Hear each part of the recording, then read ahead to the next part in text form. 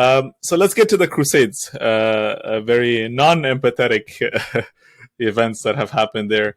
Um, let's start from the very beginning, the genesis of the Crusades. The origins of the Crusades, what happened, where they began. Kind of let's give us the kind of the earliest indications of the Crusades and how it came about. Okay, yeah, good question. I think that this is good because a lot of people, in fact, don't know that the genesis of the Crusades does not begin in Clermont in France, nor does it begin with Pope Urban II. It begins with a papacy before him, popes before him.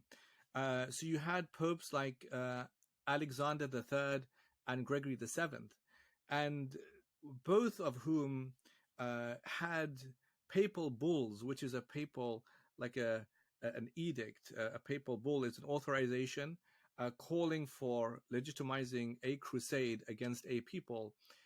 In their cases, the focused attention was on Muslims in the Iberian Peninsula in Al-Andalus. So what had happened is that with the Muslims of Al-Andalus, who of course arrived in 711, Tariq ibn Ziyad and Musa ibn Nusayr, and thereafter set up this amazing empire / civilization, with hurdles, with some difficulties. There were of course Christians of the north, and so when they first arrived, you had the Visigothic nobility of the south who refused to embrace Islam and accept Muslim rule. They traveled furthest north as they could go, and they ended up in the mountains of Galicia and Asturias, and they set up kind of base there, and they elected a leader, King Don of Asturias, and they had a success against Muslims in the Battle of Covadonga. But it simply grew in size as the years would pass, and in the north, and there were, as decades and centuries would pass, there were Christian states that developed in Leon and Navarre and Leon and Aragon and Navarre and Castile. And so the Muslims, by the 11th century, sadly, became divided factions. And so these became known as the Muluk al-Tawa'if, as the party kingdoms. And so that great sense of power base of Abdul-Rahman III, the Khalif, it wasn't there anymore. So you had attempts like Al-Hakam II, and then with the assistance of Yusuf ibn Tashufin from the Maghrib coming in and fighting the Christians of the north, dozens of time, but it wasn't enough because the Christians were growing in power and strength by that time, and so they would defeat these Muslim states and then make them dependent on them. They would have to pay them, an annual tribute for protection against other Muslim states, and that just shows the rivalry and animosity between these Muslim states now. So there was no standing army, there was no single ruler anymore, and therefore, as the Prophet said, that tafarraq is adab, that division is punishment, and unity is rahmah, is mercy, and that was division.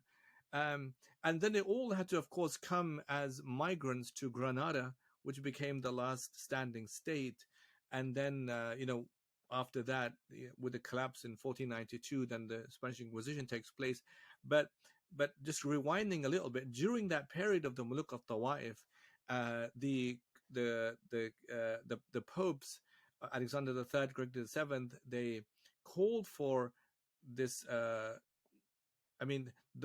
term crusade wasn't used except much later, but they called for this holy war against the Muslims of Zaragoza, to restore the state of Zaragoza, to defeat the Muluk of Tawa'if party kingdoms, and in order and for those who participated in that, they would have an indulgence. Now, indulgence was a key thing, because what indulgence was like a promise. It was a guarantee of heaven. It was a guarantee of remission of sins. It was a promise that all your sins will be forgiven, if you die, and even if you die trying, you have your sins forgiven, and it was penance. And so, where this idea is emanating from, were also was another thing called the Cluniak Reforms, and so there were monastic orders, in Catholicism. They have Cluniacs is one, Benedictines, Franciscans, Carthusians, Gilbertines, And these popes, in fact, belonged to the Cluniak monastic traditions, and they had papal reforms. There was a reformed papacy. So Urban II, who was the student of Gregory VII before him, was also a reformed pope. Uh, Gregory VII, after Alexander III, also has an indulgence, a promise of forgiveness, a papal bull. I think Alexander III was called a Clarovoltanensi, very famous Clarovoltanensi, and that was the name of the papal bull again, for fighting the Muslims of Al-Andalus. And then after him, Gregory VII has the same thing, and that's I think in 1089, if I remember or not. Or even I think Urban II has one before he has 1095 against the Muslims of Jerusalem. He has one for against the Muslims of Spain. So therefore, the idea was there before 1095. It's just that the enemy again was Muslims, but in Spain, and this is why you had Spaniards who were fighting, and even by the way, even in the First Crusade, when the First Crusade was announced, uh, it was hoped that the Spaniards would not be the ones who would travel down to fight Muslims in Jerusalem, because they had their own crusade to deal with in Spain. And this is why all the First Crusaders were just Normans; they were just French people. So, Gotcha. It's ironic because you mentioned holy war, which nowadays anyone you ask, holy war, and right, right away, the Muslims with the holy war and all that. So it really originated from the time of the yeah. Crusades, and